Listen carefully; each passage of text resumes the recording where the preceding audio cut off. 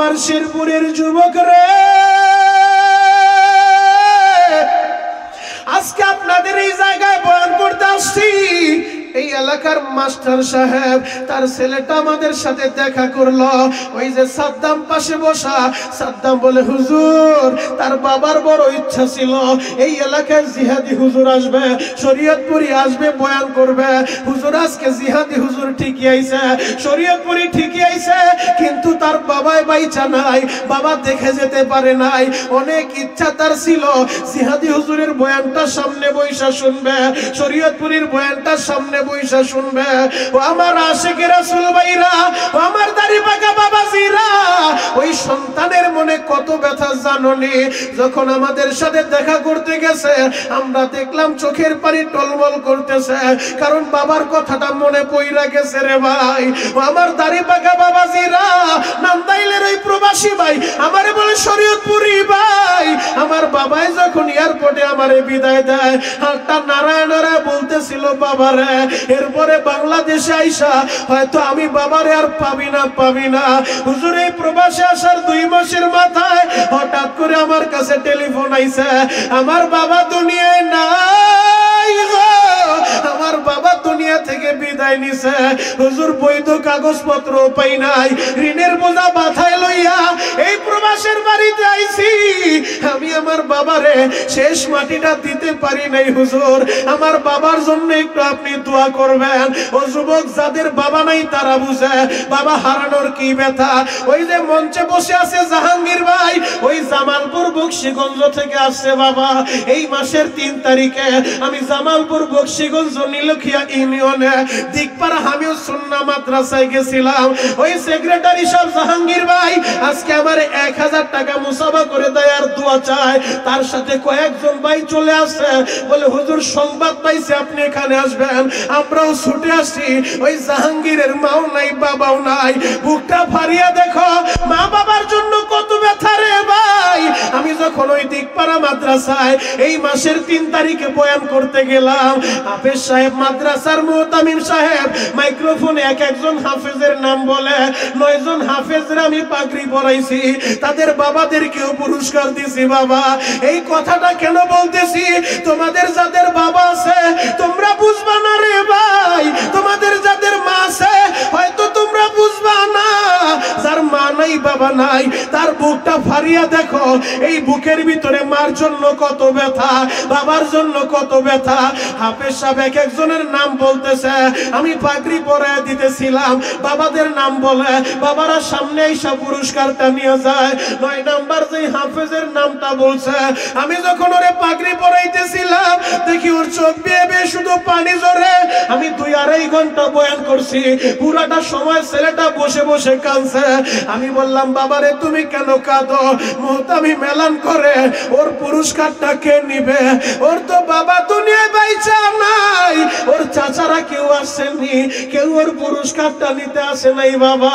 ওই ছেলেটা আমারে বলে হুজুর 2 বছর আগে আমি আমার বাবা হারায় ফেলছি, আজকে আপনি আমারে পাগড়ি পরাইবেন। সবার বাবারা তাকায় তাকায় দেখলো, হাজার হাজার মানুষের সামনে মাদ্রাসা থেকে আমারে পাগড়ি দেওয়া হইল, বাবাদের পুরস্কার দেওয়া হইল। আমি হতভাগা, আমার বাবাই দেখতে পারলো না। হুজুর বাবার জন্য একটু দোয়া কইরেন। যুবক রে, আমার নবী তার সাহাবীদেরকে উম্মতের মায়ের মতো ভালোবাসা দেয়, বাবার মতো ভালোবাসা দেয়।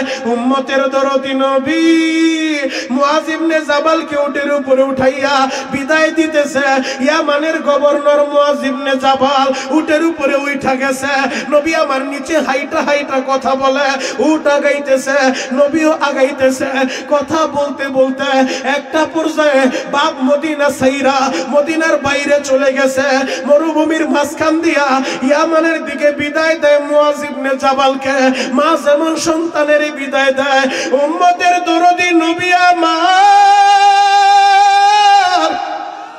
মরুভূমির মাঝখানে দাঁড়াইয়া মুআযের দিকে তাকায় বলে, মুআয রে আমি নবীরে দেখা যাও রে মুআয, এরপরে তুমি মদিনায় আইবা, হয়তো মদিনায় আইসা তখন আমি নবীরে আর পাইবা না, আমি নবীরে পাইবা না।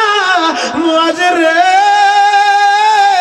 আমারে মতো ভালোভাবে দেখা যাও। এই কথাটা যখন নবীজি বলছে, মুআজ ইবনে জাবাল মরুভূমির মাঝখানে উটের পিঠে চড়িয়া গাট্টা ঘুরে আমার নবীর দিকে তাকাইছে। বাবা আমার নবীর দিকে তাকায় দেখে নবী আমার কান্দে গো বাবা। নবীর চোখের পানি দেখা মুআজ ইবনে জাবাল আর সহ্য করতে পারে নাই। উটের উপর থেকে গড়াইয়া গড়াইয়া ওই মরুভূমির বালুর ভিতরে পইরা গেছে। বালু মাখা জামাটা নিয়া, বালু মাখা শরীরটা নিয়া পাগলের মতো একটা দৌড় মাইরা আমার নবীর জোড়া ধরছে। মুআজ কান্দে আর বলে, নবী গো আপনারে ছাড়া আমি কেমনে থাকবো গো নবী? আপনি থাকবেন মদিনায়, আমি থাকবো ইয়ামানে। নবীজি আপনারে ছাড়া আমি থাকতে পারবো না, আপনারে ছাড়া আমি বাঁচবো না। নবী গো আমি মদিনায় আপনারে রাইখা আমি ইয়ামানে কেমনে থাকবো? আমার নবী বলে, মুআজ রে যদিও আমি থাকবো মদিনায়, তুমি থাকবা ইয়ামানে, তবে তুমি আমার কাছ থেকে দূরে না, দূরে না, তুমি আমার কাছাকাছি।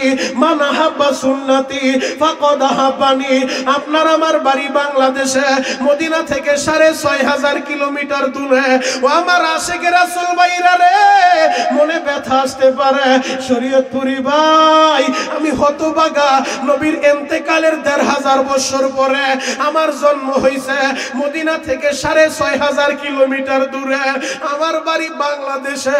যদি বাড়ি আমার মদিনায় হইতো, আমি নবীর কদমে কদমে চইলা, আবু বকর যেমনি ভাবে নবীর কদমে কদমে চইলা নবীর রওজার পাশে শুয়ে রইছে, নবীর পাশে ঘুমায় রইছে। হযরত ওমর আমার নবীর কদমে কদমে চইলা নবীর পাশে ঘুমায় রইছে।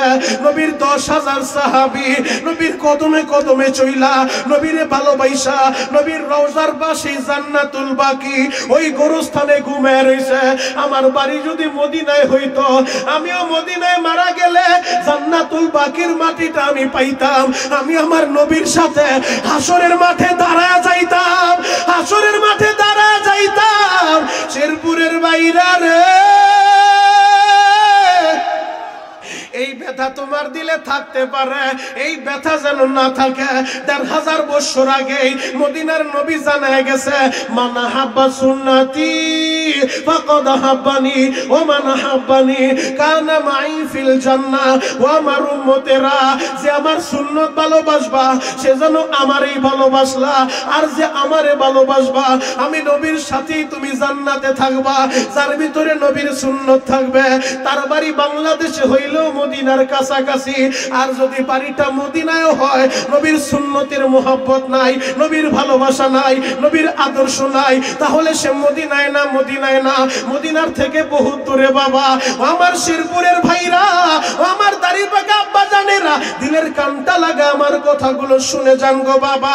ওই মদিনার নবী বলছে, হুমা জান্নাতুকা ওয়া নারুকা, তোমার মা বাবাই তোমার জান্নাত, তোমার মা বাবাই তোমার জাহান্নাম।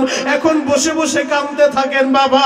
আমি জানি না কার মা বাইচা নাই, আমি জানি না কার বাবা বাইচা নাই। ও আমার যুবক ভাইরা রে, আজকের মাহফিলের প্রধান বক্তা শাইখ ইলিয়াসুর রহমান জিহাদি সারা বাংলাদেশে ঘুরে, দেশের বিভিন্ন রাষ্ট্রে, দেশের বাহিরে যায় বয়ান করে। সেই জায়গায় যায় মায়ের কথা বইলা চোখের পানি জড়ায় রে বাবা। সারা দুনিয়া ঘুরলেও মার মতো একটা দরদি এ পৃথিবীর কোথাও মিলবে না, মিলবে না। এই ময়দানে তোমরা যারা ওই মায়ের হারায় ফেলছো, তোমরা যারা বাবা হারায় ফেলছো, এখন বসে বসে কাঁদতে থাকো, চোখের পানি ঝরাইয়া আমার আল্লাহরে যদি ডাকার মতো ডাক দিতে পারো, ও দয়ার আল্লাহ আমার মায়েরে মাফ করে দাও, আমার বাবারে মাফ করে দাও। সন্তানের চোখের পানি আমার আল্লাহ ফিরায় দিব না, দিব না রে ভাই। ও আমার যুবক ভাইরা, দাড়ি পাকা আব্বা জানেরা, সবাই হাত দুইটা উপরের দিকে উঠাইয়া আমার আল্লাহরে একটা ডাক দেন তো, আল্লাহ। এই হাত দুইটা টান টান করে ডাক দেন না, আল্লাহ। আরো জোরে ডাক দেন, ডাক দেন, ডাক দেন, ডাক দেন। গলা ফাটায় চিৎকার মাইরা ডাক দাও যুবক, আল্লাহ। কি যে উপায় হবে আমার মরণে, কি যে উপায় হবে আমার কবরে, ও দয়ার দয়ার আল্লাহ এই শেরপুরের দিকে তাকায় দেখো, লক্ষ্মণপুর চৌসরের দিকে তাকায় দেখো, তোমার পাগলগুলা তোমারে আল্লাহ বলে ডাক দিছে রে আল্লাহ, এদেরকে ফিরায় দিও না, তারায় দিও না আল্লাহ, এদেরকে তুমি মাফ করে দাও, এদের মা বাবারে মাফ কইরা দাও। আজকের মাহফিলের প্রধান বক্তা শাইখ ইলিয়াসুর রহমান জিহাদের মায়েরে মাফ করে দাও। আজকের মাহফিলের প্রধান অতিথি আমার সাইফুল ভাইরে কবুল কইরা নাও। আজকের মাহফিলের সভাপতি সাহেবের মা বাবারে মাফ করে দাও আল্লাহ। যেই মাস্টার সাহেব বড় আশা ছিল মাহফিল হবে, জিহাদি আসবে, বয়ান শুনবে, আজকে মাস্টার কবরে চইলা গেছে। মালিক রে ওই মাস্টার সাহেবের কবরটা জান্নাতের বাগান বানায় দাও। ও দয়ার আল্লাহ তুমি ফিরা দিও না, তারা দিও না। ও যুবক তুমি আমি সবাই তো গুনাহগার রে ভাই, আমিও গুনাহগার, তুমিও গুনাহগার, আমরা সবাই গুনাহগার।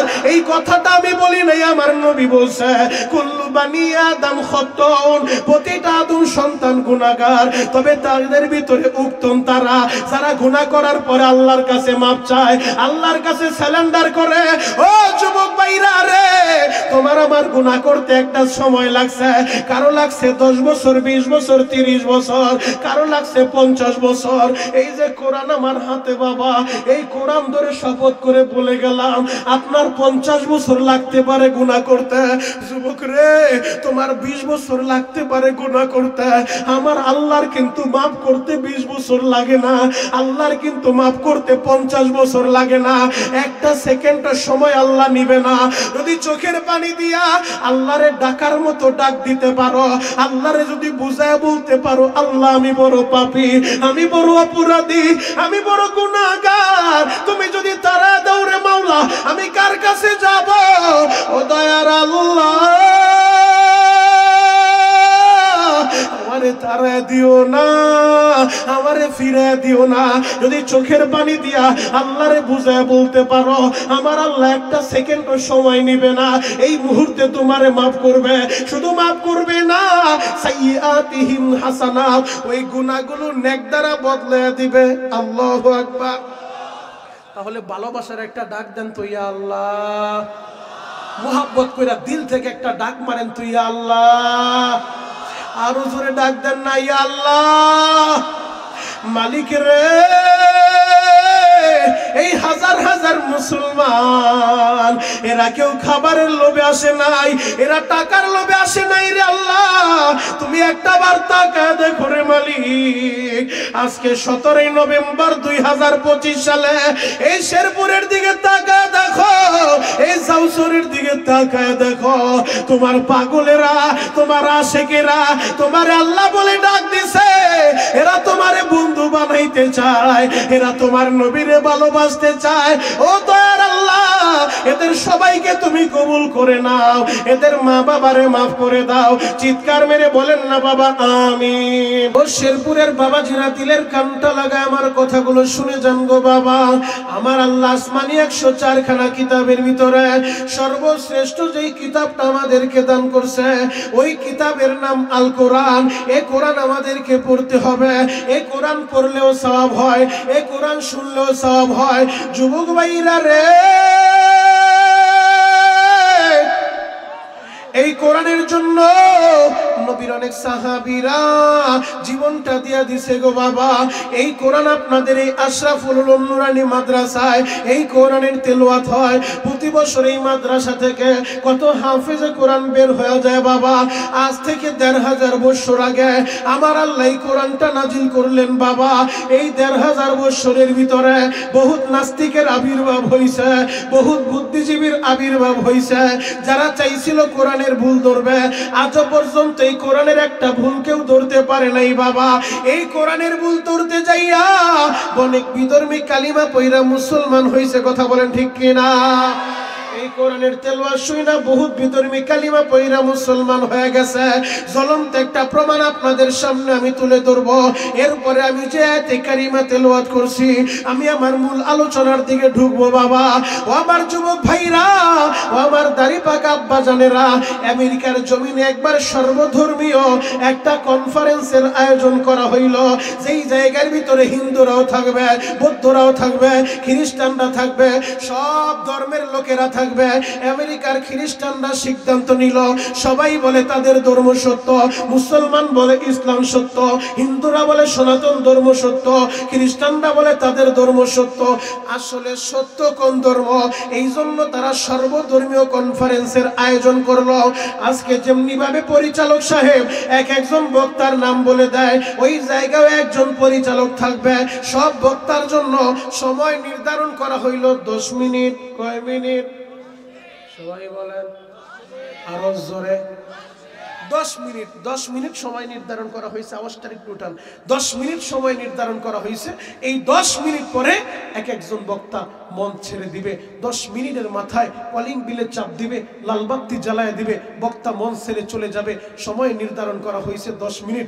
এই অনুযায়ী সব ধর্মের লোকদেরকে দাওয়াত করছে। মুসলমানদের কাছেও চিঠি পাঠায় দিছে, ইনভাইট লেটার পায়া আমেরিকার আলেম ওলামা পরামর্শ বসে বসে আমরা এখন কি করব, সর্বধর্মীয় কনফারেন্সে যায় 10 মিনিটে কি বক্তব্য রাখবো, কি বয়ান করব। একটা বক্তার খুতবা পড়তেও 20 মিনিট লাগে। কথা বলেন ঠিক কি? তাহলে 10 মিনিটে আমরা করবোটা কি? 10 মিনিটে নামাজের বিষয়ে আলোচনা হবে না, রোজার বিষয়ে আলোচনা হবে না, হজের বিষয়ে আলোচনা হবে না। তাহলে কি করব? আমেরিকার উলামায়ে কেরাম পরামর্শ করে সিদ্ধান্ত করেছে 10 মিনিটে কোনো বয়ান হবে না, গরম কোনো বক্তৃতা হবে না। এই 10 মিনিট আমরা আল্লাহর কোরআন তেলাওয়াত করব। আল্লাহু আকবার। আরো জোরে বলেন আল্লাহু আকবার। শেরপুরের মাইরা রে, 10 মিনিট আল্লাহর কোরআন থেকে তেলাওয়াত হবে। আমেরিকার আলেম ওলামা সিদ্ধান্ত নিয়ে নিছে, তবে ওই তেলাওয়াতটা যেমন তেমন মৌলবীকে দিয়ে করানো যাবে না।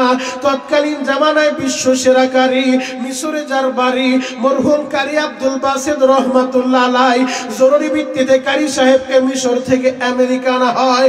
আমেরিকায় আইনা এবার আমেরিকার আলেম ওলামা বলে, ও কারি সাহেব, সর্বধর্মীয় কনফারেন্সে আপনার তেলাওয়াত করা লাগবে। যদি ওই জায়গায় আমরা হারিয়ে যাই, এই আমেরিকায় দাঁড়াইয়া আর নামাজের কথা বলতে পারবো না, আর রোজার কথা বলতে পারবো না, আর হজের কথা বলতে পারবো না। ও কারি আব্দুল বাসিত, এমন ভাবে তেলাওয়াত করবেন যেন জয়টা মুসলমানের হয়ে যায়। কারি সাহেব বললেন, আমার আলেম ভাইরা চোখের পানি দিয়ে আল্লাহর কাছে দোয়া করতে থাকেন। মদিনার নবী যদি মদিনা থেকে আল্লাহর আদালতে একটা দরখাস্ত সাবমিট করে দেয়, জয় মুসলমানদেরই হবে। সর্বধর্মীয় কনফারেন্স যেই দিন শুরু হয়ে যায়, বাবা সামনে শ্রোতারা সর্বধর্মীয় লোকেরা বসে গেছে, পরিচালক পরিচালনা করতেছে। তিনি একজন ধর্মগুরুর নাম বলে সে তার ধর্মের সৌন্দর্য ফুটায় তোলে। সময় নির্ধারণ করা 10 মিনিট। 10 মিনিট পরে পরিচালক সাহেব কলিং বিলে চাপ দিয়া লালবাতিটা জ্বালায় দেয়। সব বক্তা মন ছাইরা চলে যায়। বাবা হিন্দু ভাইদেরকে সময় দেওয়া হইল। সে আইসা তার সনাতন ধর্ম সম্পর্কে সৌন্দর্য ফুটায় তুলল। খ্রিস্টান আইসা তার ধর্মের বক্তব্য রাখলো। সে বলে, আসমানের নিচে জমিনের উপরে সত্য যদি কোনো ধর্ম থাকে, ওই ধর্মের নাম খ্রিস্ট ধর্ম। বৌদ্ধকে সময় দেওয়া হয়। বৌদ্ধ আইসা হোম শান্তির স্লোগান লাগাইয়া, হোম শান্তি, হোম শান্তি, জীব হত্যা মহাপাপ, জীব হত্যা মহাপাপ, এই স্লোগান লাগাইয়া তিনি তার ধর্মের সৌন্দর্য ফুটে তুলছে। বাবা এবার যখন এলান করা হয় ইসলাম ধর্ম সম্পর্কে বক্তব্য রাখবে কারি আব্দুল বাসিত, আল্লাহু আকবার। আর জোরে বলেন তো আল্লাহু আকবার। কারি সাহেবের নামটা যখন এলান করা হয় গো বাবা, শেরপুরের বাজানরা কারি আব্দুল বাসিত এক পা দুই পা কইরা মঞ্চের দিকে আগাইতেছে বাবা। কারি সাহেব চোখে পানি ঝরে আমার আল্লাহর দরবারে দরখাস্ত দেয়, ও দয়ার আল্লাহ, জীবনে কত জায়গায় তেলাওয়াত করলাম, আজকে এমন জায়গায় দাঁড় করাইলাম, আজকে আমি বিধর্মীদের সামনে দাঁড়ায় তেলাওয়াত করব। আল্লাহ, জীবনে মুসলমানের সামনে দাঁড়ায় তেলাওয়াত করছি, হাজার হাজার লাখো মুসলমানের সামনে দাঁড়াইয়া আমি তেলাওয়াত করছি। আল্লাহ, আজকে এমন জায়গায় আমারে নিয়ে আসলা, আজকে বিভিন্ন ধর্মের লোকজন থাকবে, আমি কোন সূরা থেকে তেলাওয়াত করব? এই দিক দিয়ে মুসলমানের চোখেও পানি। সবাই বুঝাইতে চায়, ও কারি আব্দুল বাসেত, এমন ভাবে তেলাওয়াত করবা যেন আজকে মুসলমানের জয় হয়ে যায়। কারি আব্দুল সাহেব মাইকের ভিতরে হাতটা লাগাইয়া, মাইক্রোফোন হাতে লাগাইয়া কারি আব্দুল বাসেত চিন্তার জগতে চইলা যায়, আমি কোন সূরা থেকে শুরু করব? আমার আল্লাহ সাথে সাথে মাথার ভিতরে ডাইলা দেয়, সূরাতুর রহমান তেলাওয়াত করো। সূরাতুর রহমান তো এমন একটা সূরা বাবা, আজকে যেমনি ভাবে এই লক্ষ্মণপুর জাওয়ের চর মাদ্রাসা আশরাফুল উলুম মাদ্রাসার উদ্যোগে 13তম ইসলামী মহাসম্মেলন, এই সম্মেলনে প্রধান বক্তা হিসেবে শাইখ ইলিয়াসুর রহমান জিহাদি চলে আসে।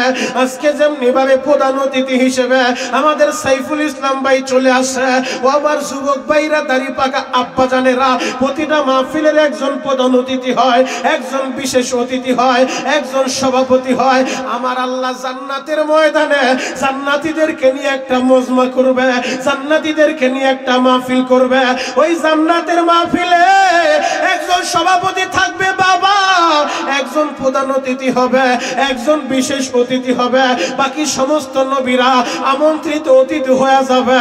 ওই জান্নাতের মাহফিলে শ্রোতা হিসেবে থাকবে জান্নাতীরা। আজকে জাওয়ের চরের মাহফিলে বৈশা চোখের গরম পানি ছাইরা আমার আল্লাহর দরবারে একটা দরখাস্ত দিয়া বলেন, ও দয়ার আল্লাহ, জান্নাতের মাহফিলে আমাদের জন্য একটা চেয়ার বরাদ্দ কইরা দেন, একটা আসন বরাদ্দ করে দেন। চিৎকার মেরে বলেন না আমিন।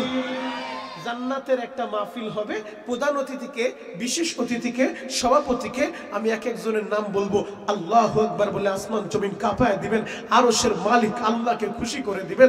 জান্নাতের মাহফিলে যিনি বিশেষ অতিথি হবে ওই পয়গাম্বর, তাকে আমার আল্লাহ এমন একটা কণ্ঠ দিছে, ওই কণ্ঠ দিয়া যখন আসমানি কিতাবটা তেলাওয়াত করতো, তার উপরে আল্লাহ কোরআন নাজিল করে নাই, জাবুর কিতাব নাজিল করছে। ওই জাবুর কিতাব যখন তেলাওয়াত করতো, নদীর কিনারায় বৈশা যাকে যাকে মাছ আইসা দাউদ নবীর কণ্ঠের তেলাওয়াত শুনতো। আল্লাহু আকবার।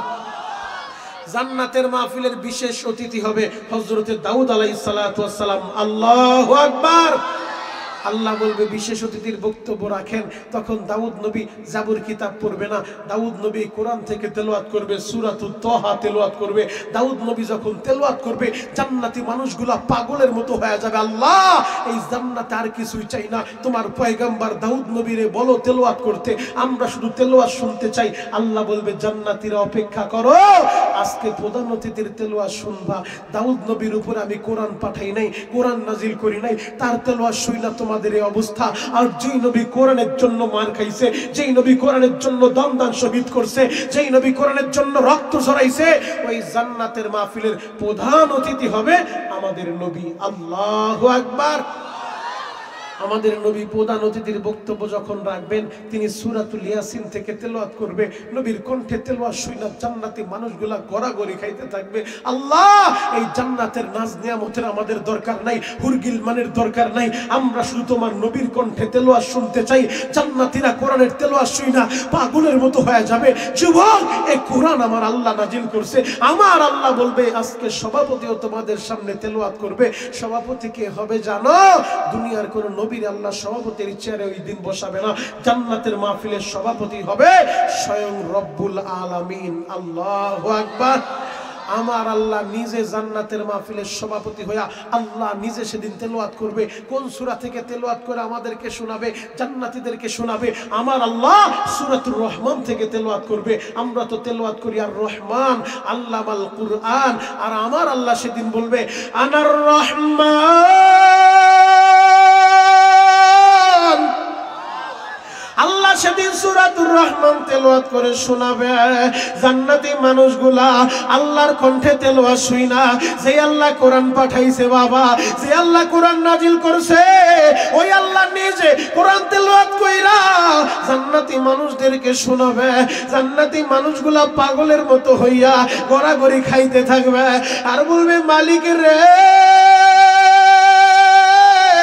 আমরা কিছুই চাই না রে আল্লাহ, এই জান্নাতের নাজ নিয়ামত দিয়া কি করব? আল্লাহ আজকে তুমি তেলাওয়াত করো, শুধু তোমার তেলাওয়াতই শুনবো। সূরাতুর রহমান এমন একটা সূরা, আমার আল্লাহ নিজে জান্নাতীদের তেলাওয়াত করে শোনাবে।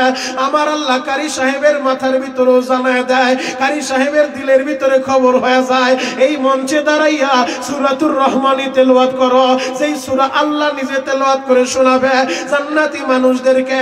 কারি আব্দুল বাসেত মাইক্রোফোনটা হাতে নিয়া চোখটা বন্ধ কইরা সর্বধর্মীয় কনফারেন্সে দাঁড়াইয়া সূরাতুর রহমান তেলাওয়াত শুরু করে দিছে বাবা। আর রহমান সূরাতুর রহমান যখন তেলাওয়াত শুরু করে দিছে বাবা, এই দিক দিয়া পরিচালকের কাজ ছিল 10 মিনিট পরে কলিং বিলে চাপ দিব, লাল বাতিটা জ্বালায় দিব, বক্তার সময়টা শেষ করে দিব। কারি সাহেব তো চোখ বন্ধ কইরা সূরাতুর রহমান তেলাওয়াত করতেছে। সূরাতুর রহমান শেষ কইরা সূরাতুল ওয়াকিয়া শুরু করে দিছে, ধারাবাহিক সূরা তিনি তেলাওয়াত করতেছে। এই দিক দিয়া পরিচালক সাহেব 10 মিনিট পার হইয়া যায়, কলিং বিলে চাপ দেয় না বাবা, কারি সাহেবও তেলাওয়াত বন্ধ করে না। 10 মিনিট পার হইয়া 20 মিনিট, কলিং বিলও চাপ পড়ে না, তেলাওয়াতও বন্ধ হয় না। 20 মিনিট পার হইয়া 30 মিনিট, কলিং বিলও চাপ পড়ে না, তেলাওয়াতও বন্ধ হয় না। 30 মিনিট পার হইয়া 40 মিনিট, কলিং বিলে চাপ পড়ে না, তেলাওয়াতও বন্ধ হয় না বাবা। 40 মিনিট পার হইয়া 50 মিনিট, কলিং বিলে চাপ পড়ে না, লাল বাতিও জ্বালায় না, তেলাওয়াতও বন্ধ হয় না, তেলাওয়াতও বন্ধ হয় না। শেরপুরের বাইরা রে, 50 মিনিট পার হইয়া 1 ঘন্টা চলে যায়, কেউ কলিং বিলে চাপ দেয় না, কারি সাহেব তেলাওয়াতও বন্ধ করে না। 1 ঘন্টা পার হইয়া 1.5 ঘন্টা, কেউ কলিং বিলে চাপ দেয় না, তেলাওয়াতও বন্ধ হয় না।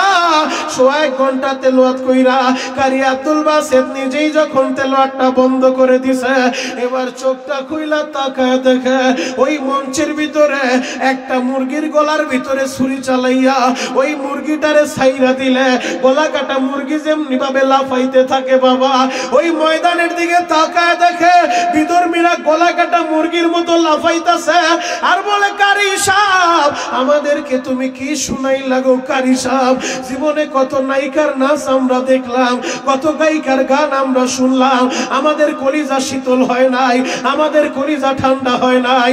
ও কারি আব্দুল বাসেত, তুমি কোরআন থেকে তেলাওয়াত শুনাইয়া আমাদের কলিজা শীতল করে দিছো, কলিজা ঠান্ডা করে দিছো। ও কারি আব্দুল বাসেত তেলাওয়াত বন্ধ কইরো না, তুমি তেলাওয়াত করো, তেলাওয়াত করো। এই তেলাওয়াত শুনতে শুনতে আমরাও মরতে চাই। ওই মঞ্চের ভিতরে 1 জন 2 জন না, ইতিহাস লেখে প্রায় 50 জন বিধর্মী, 50 জন ধর্মীয় গুরু কারি সাহেবের কণ্ঠে তেলাওয়াত শুইনা, আল্লাহর এই কোরআনের তেলাওয়াত শুইনা 50 জন বিধর্মী কালিমা পড়ে মুসলমান হয়ে গেছে। জোরে বলেন। আপনাদের মন খারাপ? বাড়িতে গেঞ্জাম হইছে? কোরআনের তেলাওয়াত শুনে এতগুলো বিধর্মী কালিমা পড়লো, আপনাদের সুবহানাল্লাহর আওয়াজ নাই? দাঁড়ান বইলালো, এবার যদি বলি সুবহানাল্লাহর আওয়াজ হবে তো ইনশাআল্লাহ।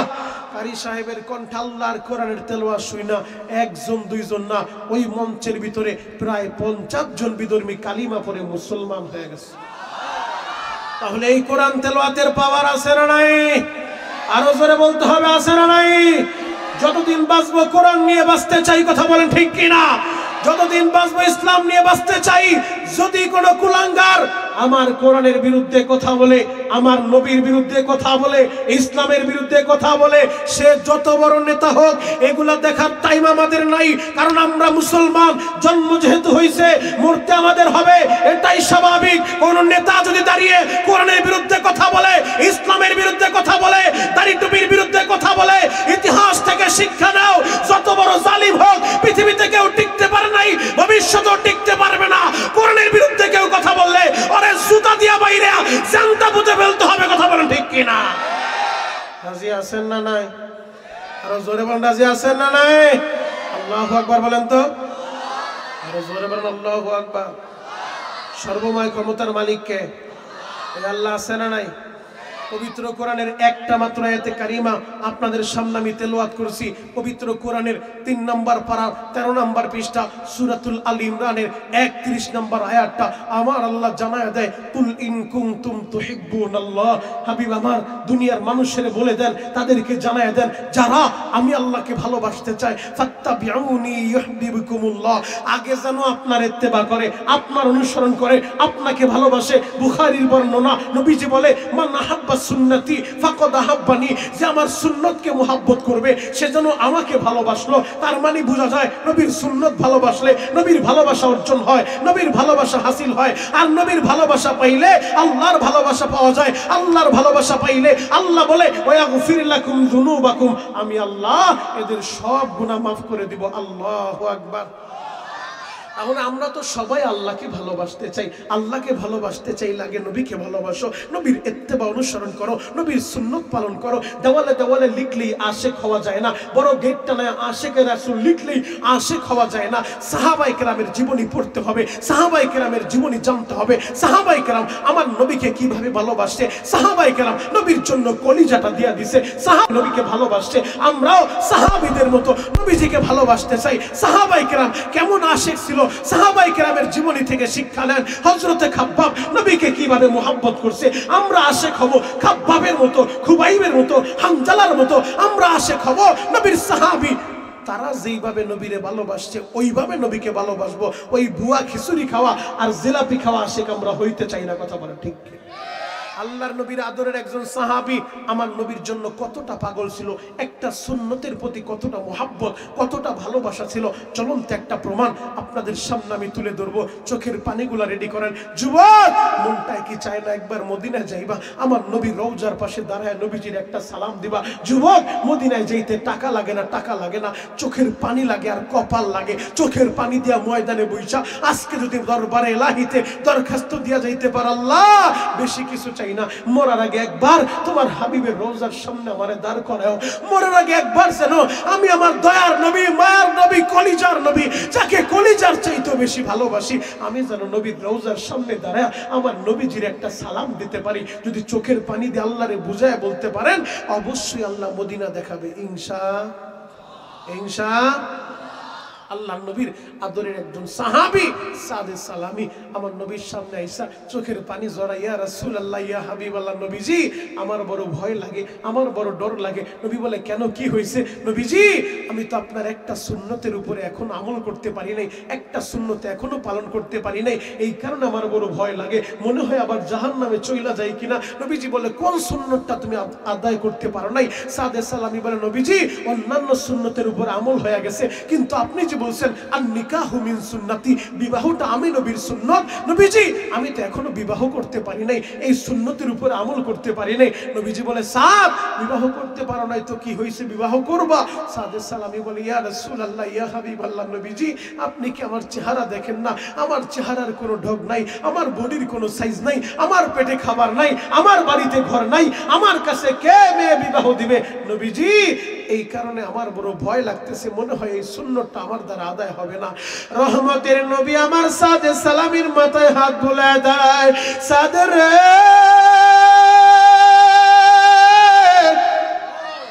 আমি নবী জানায় দিলাম তুমি বিবাহ করতে পারবা। ও সাদ, আমি নবী নিজে তোমার বিবাহের ব্যবস্থা করব। আমার কাছে একটা নিউজ আছে, এই মদিনার ভিতরে শিল্পপতি বাবা আমার একজন আশেক আমর ইবনে ওহাব, আমি যতটুকু জানতে পেরেছি ওই শিল্পপতি বাবা আমর ইবনে ওহাবের একটা মাত্র মেয়ে আছে, সুন্দরী মেয়ে। যাও, আমি নবীর পয়গামটা নিয়া ওই আমর ইবনে ওহাবের কাছে যাইয়া আমার কথাটা বলবা, তার মেয়েটা তোমার কাছে বিবাহ দিতে বলবা। সাদে সালামি আনন্দে আত্মহারা। কিছুক্ষণ আগেও ভেবেছিলাম মনে হয় আমি বিবাহ করতে পারবো না, আর আমার নবী বলে মদিনার শিল্পপতি বাবার একমাত্র রাজকন্যাটা আমি বিবাহ করব। এবার সাদে সালামি একটা দৌড় লাগাইয়া আমর ইবনে ওহাবের বাড়ির কাছাকাছি চইলা যায়। গেটের সামনে দাঁড়াইয়া দারোয়ানকে বলে গেটটা খুইলা দাও। দারোয়ান বলে কে তুমি, কি তোমার পরিচয়? বলে আমি এই বাড়ির নতুন জামাতা। ও দারোয়ান কথা শোনো, বাড়ির গেটটা তাড়াতাড়ি খোলো। দারোয়ান বলে মেজাজ গরম কইরো না, আয়না দিয়া নিজের চেহারাটা দেখো। ও পাগলা তাড়াতাড়ি দূর হয়ে যাও। সাদে সালামি বলে কথা বাড়ায়ও না, তোমার কাজ হলো ডিউটি করা, গেটটা খুলে দাও, আমারে মালিকের সাথে সাক্ষাৎ করতে দাও। এবার দারোয়ান যখন গেটটা খুলে দেয়, বাড়ির ভিতরে যাইয়া আমর ইবনে ওহাবের সামনে দাঁড়াইয়া সাদে সালামি সালাম দিয়া বলে আব্বাজান, নবীজি আমাকে পাঠাইছে প্রস্তাব নিয়া, আপনার আদরের মেয়েটা আমার কাছে বিবাহ দিতে বলছে। ও আমার শেরপুরের বাইরা, ও আমার যুবক বন্ধুরা, আমর ইবনে ওহাব নবীর সাহাবী। সাদে সালামির মাথা থেকে পা পর্যন্ত কয়েকবার তাকাইয়া বলে মেজাজ গরম কইরো না, তাড়াতাড়ি বাড়ি থেকে বের হয়ে যাও। এ তোমার বাড়িতে ঘর আসেনি?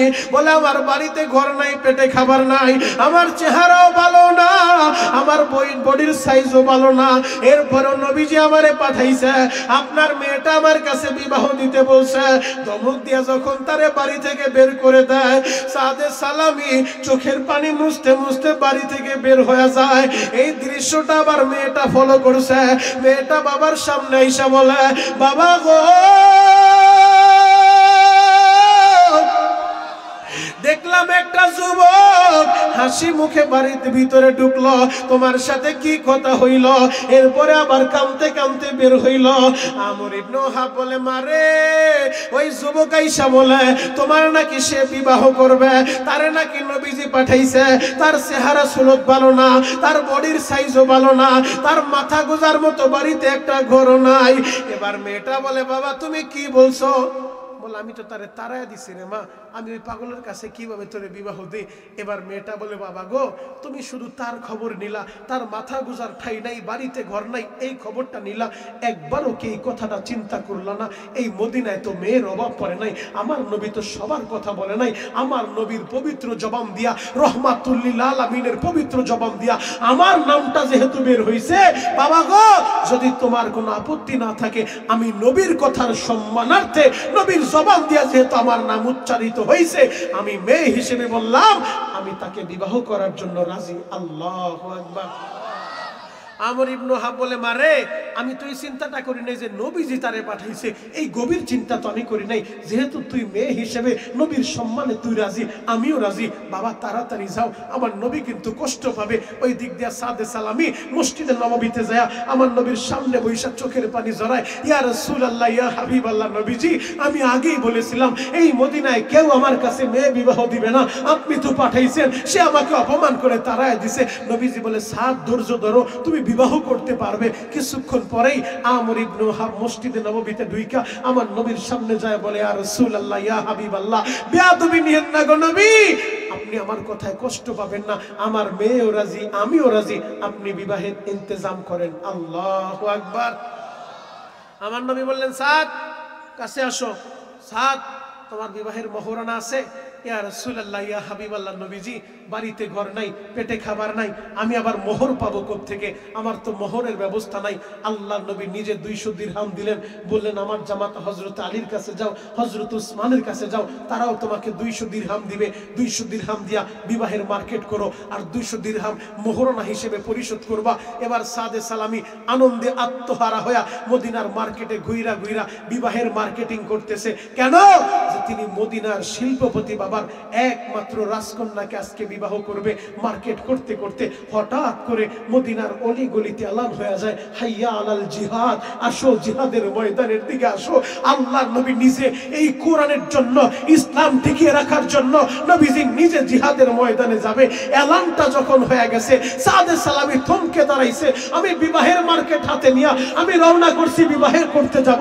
আর এই দিক দিয়া আমার নবীর পক্ষ থেকে এলান চলে চলে আসছে, নবী জিহাদের ময়দানে যাব, আমি এখন কোন দিকে যাব? আমি কি নবীর সাথে জিহাদে যাব, রণাঙ্গনে যাব, নাকি বিবাহ করতে যাব? আমি এখন কোন দিকে যাব? থমকে দাঁড়াইছে, চিন্তায় পড়ে গেছে। শেরপুরের বাইরে রে সাদে সালামি নবীর আদরের সাহাবী সিদ্ধান্ত নিয়ে নিছে, আমার বিবাহের দরকার নাই, আমার নবী যেহেতু রণাঙ্গনে যাবে, আমার নবী এই কোরআন ইসলাম টিকে রাখার জন্য নবী নিজে জিহাদের ময়দানে যাবে, আমার বিবাহের দরকার নাই। আমি আমার নবীরে ভালোবাসি, আমি আমার নবীর পাগল, আমিও রণাঙ্গনে যাব। একটা দূর দিয়া দোকানদারের কাছে যায়, বলে দোকানদার ভাই, এই বিবাহের মার্কেট রাইখা দেন, এই শেরওয়ানি আমার লাগবে না, আমার একটা যুদ্ধের ভালো তরবারি দেন। দোকানদার বলে, সবে মাত্র তুমি শেরওয়ানি নিলা, শেরওয়ানি রিটার্ন দিয়া তরবারি দিয়া কি করবা? সাদে সালামি বলে, দোকানদার ভাই কোনো প্রশ্ন কইরেন না, আপনি আমারে তরবারি দেন, আমি জিহাদের ময়দানে যাব। এবার তরবারি নিয়া একটা ঘোড়া ক্রয় করলেন, কালো কাপড় দিয়া পুরা চেহারাটা পেঁচাইলেন, চোখ দুইটা শুধু দেখা যায়, পুরা বডিটা কালো কাপড় দিয়া পেঁচায় রাখছে। বাবা, চেহারাটা চিনা যায় না। সাদে সালামি চিন্তা করতে লাগলো, যদি আমি নবীর সামনে যাই, নবী আমারে জিহাদের ময়দানে যাওয়ার পারমিশন দিবে না, নবী বলবে আগে তুমি বিবাহ করো, আমারে বিবাহের জন্য জিহাদের ময়দানে নিবে না। এই জন্য নবীর পাগল, নবীর আশিক সাদে সালামি কালো কাপড় দিয়া চেহারাটা পেঁচাইয়া ঘোড়ার উপরে সওয়ার হইয়া রণাঙ্গনে চইলা গেছে। বাবা, ও আমার যুবক ভাইরা, ও আমার আশিক রাসূল বাবাজিরা, দিলের কানটা লাগাইয়া আমার কথাগুলো শুনবা গো বাবা। নবীর মুহাব্বত কাকে বলে, নবীরে কিভাবে ভালোবাসে, নবীর জন্য সাহাবীরা কতটা পাগল। আজকে সেই নবীর বিরুদ্ধে নাস্তিকরা কথা বলে, তোমার কলিজায় আগুন লাগে না? সেই নবীর চরিত্র নিয়ে নাস্তিকগুলা ব্যঙ্গ করে, তোমার রক্তটাও গরম হয় না? মসজিদে ইমাম যদি মসজিদের মিম্বারে বৈশা নাস্তিকের বিরুদ্ধে কথা বলে, তুমি আবার দোকানে বৈশা ইমামের বিরুদ্ধে ষড়যন্ত্র করো, ইমামরে মসজিদ থেকে কেমনে তাড়ানো যায়, আবার তুমি দাবি করো আমি আশিক রাসূল। এইরকম ভুয়া আশিক হওয়ার দরকার নাই। আশিক যদি হইতে চাও সাদের মতো হয়ে যাও, আশিক যদি হইতে চাও খাব্বাবের মতো হয়ে যাও, খুবাইবের মতো হয়ে যাও, দরকার হলে জীবন দিব, নবীর অপমান মেনে নিব না। কথা বলেন ঠিক কিনা? যুবক ভাইরা রে, সাদে সালামি জিহাদের ময়দানে যাইয়া তুমুল বেগে যুদ্ধ করতে করতে একটা পর্যায়ে আহত হইয়া ময়দানের এক কর্নারে পইরা আছে। যুদ্ধ যখন শেষ হয়ে গেছে, হযরত আলী নবীর সামনে দাঁড়াইয়া আলী বলে, নবীজি আমি লক্ষ্য করছি আমাদের মুসলমানের পক্ষ থেকে নবী গো, তার চেহারাটাও আমরা চিনি না, কালো কাপড় দিয়া চেহারাটা পেঁচানো, শুধু চোখগুলা দেখা যায়। নবীজি মুসলমানের কাতারে দাঁড়াইয়া বেঈমানের বিরুদ্ধে তুমুল বেগে যুদ্ধ করছে, আহত হইয়া ময়দানের এক কর্নারে পড়ে আছে। নবীজি আপনি একটু আসেন, তারে দেখে যাবেন। আমার নবী দূর থেকে তাকায় বলে, আমার সাহাবীরা ওইটা তো আমার সাদের মতোই দেখা যায়। অন্যান্য সাহাবীরা বলে, নবী গো সাদ এই জায়গায় কোত্থেকে আসবে? সাদ তো বিবাহ করতে গেছে, শিল্পপতি বাবার একমাত্র রাজকন্যাটা বিয়ে করবে। নবীজি সাদ তো বিবাহ করতে গেছে, আজকে সে কিভাবে রণাঙ্গনে আসবে? আমার নবী কাছাকাছি যাইয়া চোখের পানি ছাইরা দিছে। আমার সাহাবীরা, আমার সাদ আমার এতটাই ভালোবাসে, নারীর মোহাব্বত তারে আটকে রাখতে পারে নাই, বিবাহের মোহাব্বত তারে আটকে রাখতে পারে নাই। সে রণাঙ্গনে ছুটে আসছে। আমার নবী নিজে মাটির ভিতরে বৈশা সাদে সালামিরে নিয়া নবীর রানের উপরে মাথাটা দিয়া, নবীর কোলের উপরে মাথাটা দিয়া মাথার ভিতরে হাতটা বুলে দেয়। ও আমার আশিক রাসূল ভাইরা রে, যেই সাদে সালামির মাথা গুজার মতো বাড়িতে একটা ঘর নাই, সেই সাদে সালামির মাথা গুজার মতো বাড়িতে তার আশ্রয় নাই। আজকে সেই সাদে সালামি শেষ মুহূর্তে নবীর কোলটা পৃথিবীর সর্বশ্রেষ্ঠ জায়গা, নবীর কোলটাই তার আশ্রয়ের জায়গা হয়ে গেছে, তার মাথা গুজার জায়গা হয়ে গেছে। সাদে সালামি নবীর কোলে শুয়ে দিয়া সাদ বলে নবীজি আমি যদি এই মুহূর্তে মারা যাই আল্লাহ কি আমারে জান্নাত দিবনি? আমার নবী বলে সাদ রে তুমি আমারে ভালোবাসা এই কোরআন ভালোবাসা রণাঙ্গনে ছুটে আসো।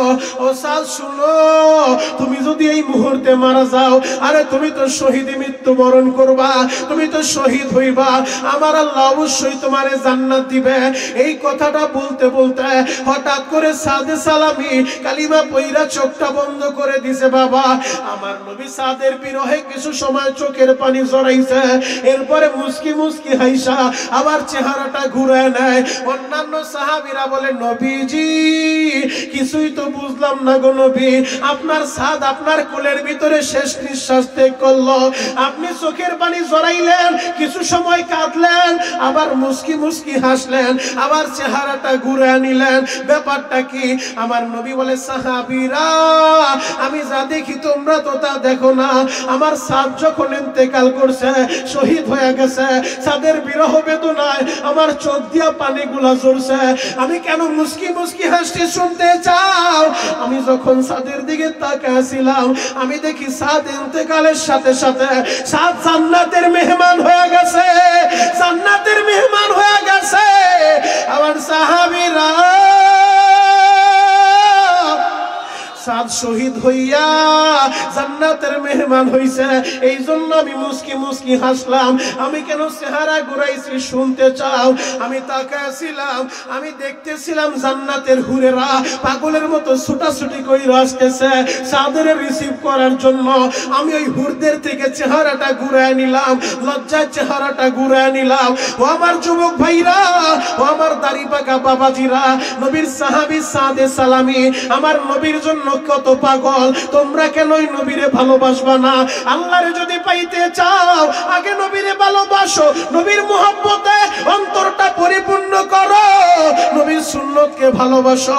যুবক রে কেন তুমি নবীরে ভালোবাসবা না? আমার নবী উম্মতের জন্য কতটা পাগল জানোনি? এর যুবক আজকে তুমি নেতার জন্য পাগল হইলা, নেত্রীর জন্য পাগল হইলা, পীরের জন্য পাগল হইলা, ক্ষমতার জন্য পাগল হইলা। একটাবার চিন্তা করে দেখছো নি ওই ময়দানে মাহশারে তোমার পীরেরে পাইবা না, ওই ময়দানে মাহশারে তোমার নেতারে পাইবা না। ও আমার নেতা ভাইরা, ময়দানে মাহশারে কোন কর্মীরে আপনি পাবেন না।